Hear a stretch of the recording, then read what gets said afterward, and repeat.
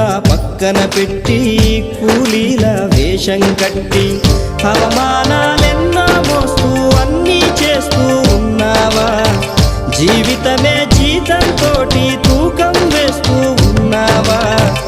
ఎండమావి నీళ్ళ కోసం ఎడారిలోన వెదికావా? ముళ్ళదారిలోన నువ్వు గాయమయ్యి నిలిచావా?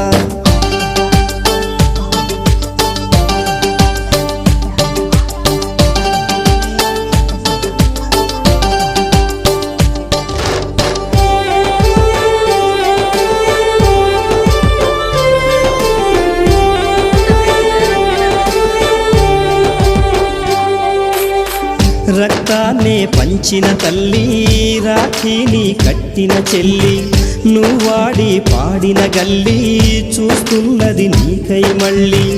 ఎదిగొచ్చిన బిడ్డలతో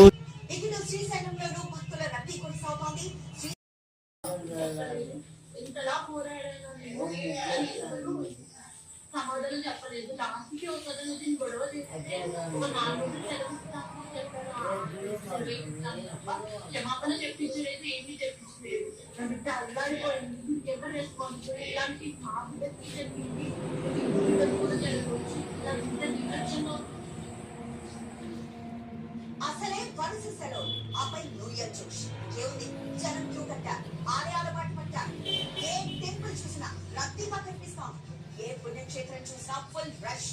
ఇష్టదైవాన్ని క్షణకాలం పాటు దర్శించుకోవడానికి భక్తులు బాగు తీరారు. కొత్త గట్టిగా అందుకే నాకు జరుగుతాను.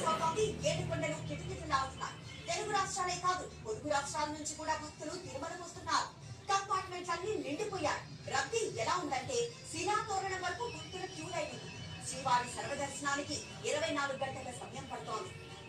ఇక శ్రీశైలంలోనూ భక్తుల రద్దీ కొనసాగుతోంది.